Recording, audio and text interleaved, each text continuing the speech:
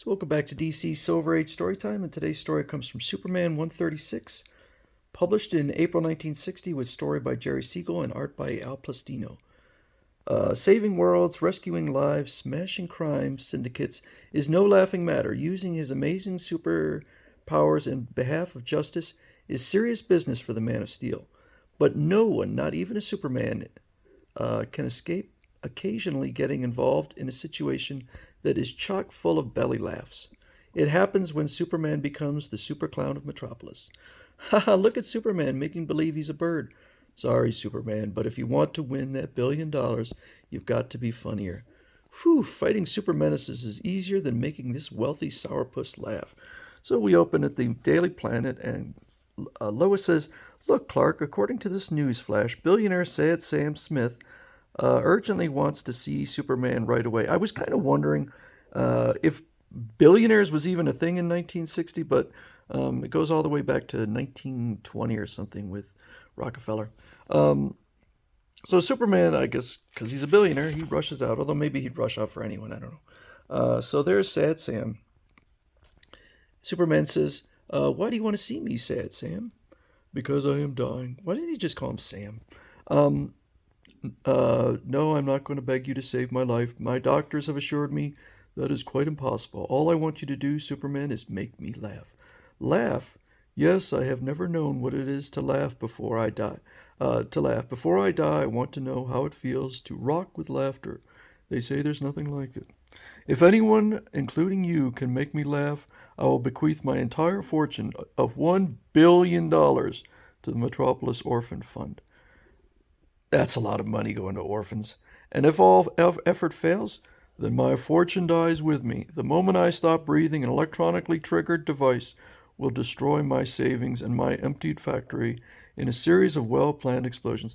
Okay, here's a tip. So Superman's going to try and make him laugh. Here's my tip. Remove that device and dismantle those bombs, because that's psychotic and it's not even legal. And I find it very hard to believe this guy actually has $1 billion in cash just sitting out there. So people are trying to make him laugh at his laugh-a-rama. Did you hear the news? Did you hear the news? There was a big holdup in town. Two clothespins held up a T-shirt, or held up a shirt. Terrible next act. So we get a pratfall. We get seltzer water to the face. And he says, "Pathetic slapstick comedy next." So Superman goes to his Fortress of Solitude and brings back a huge box. Bah, all the so-called attempts at, quote, humor were pitiful. They were. I hope you could do better, Superman, but I doubt it. I'll do my super best. Excuse me while I rip out the insides of the TV set. This TV set.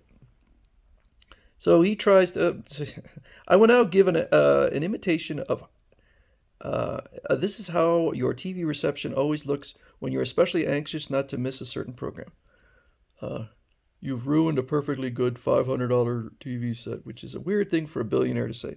So Superman comes back with a giant barbell, and see how my mighty muscles twist these steel bars out of shape, and then this uh, a dwarf comes along and just starts eating it because it's licorice, and the other folks are laughing.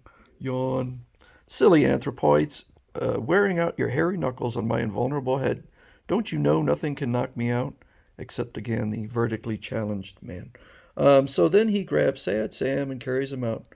"What are you up to now? All you have succeeded in doing so far is bore me." Amen, brother.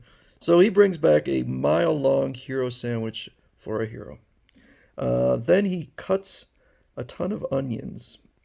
And Sam says, "Boo hoo, stop. You're supposed to make me laugh, but those onions are making me cry." Sniff, sniff.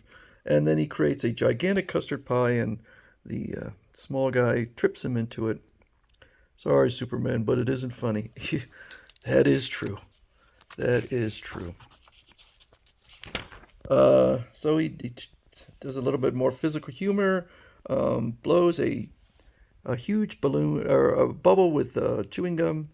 Haha, the super gum bubble is floating away with him. He's actually using his flying powers, but Sad Sam is not impressed. The longer you fail to make me laugh, the sadder I become, and the sadder I become, the less chance you have of making me laugh. So then this meteor-looking kind of ball comes in, kryptonite, arg, and this kid comes up and says, "Ah, shut up. It's only an inflated green rubber ball that looks like a kryptonite meteor. You don't have to make a federal case out of it." So then he brings one of his robots in called Hambone, and Hambone sings, and his arm comes loose, and then he gets blown out. "Beat it, Hambone." "Superman, I hate to tell you this, but you've lost. You failed dismally to make me laugh." "What a shame. I wanted those orphan kids to get that money. Well, goodbye, and thanks for letting me compete." So he comes back as Clark Kent to cover the story. "You could tell your paper, Mr. Kent, that even the great Superman failed to make me laugh. What's wrong, Kent?" "Good grief, my X-ray vision reveals something dreadful." "Harold, keep away from that railing." Now, given the nature of the picture and the fact that there's a police officer on the other side of that fence, it looks like the boy's going to fall about 2.5 feet. Um, but Clark decides a child's life is at stake. Okay. Or like slight bruising. "I have no choice but to change into my identity as Superman and streak into action right before Sad Sam's eyes and also his assistant." "Ha ha ha! Meek, mild, shy Clark Kent, supposedly Superman. Ho ho! What a laugh! Now how hilarious! But it's true. You'll believe it when I leap out through that window." So he spots that the boy has actually been saved by the police officer. So he uh, purposely looks cartoonish and laughs. I mean, sorry, and smashes into the wall. "Ho ho, Kent, you're terrific. The thought of you, meek, mild, shy Clark Kent, being dynamic Superman is very, very funny, and you're very, very rude.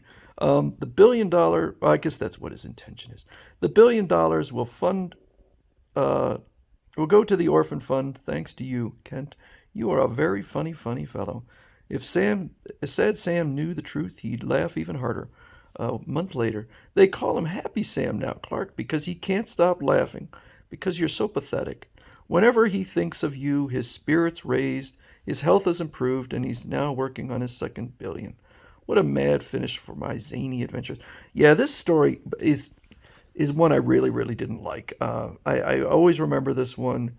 Um, it's really evidence that humor is incredibly difficult to do in comics. And yeah, for a Silver Age story, I know Silver Age is weird and funny and wacky, but this one went over the edge for me. Didn't like this one.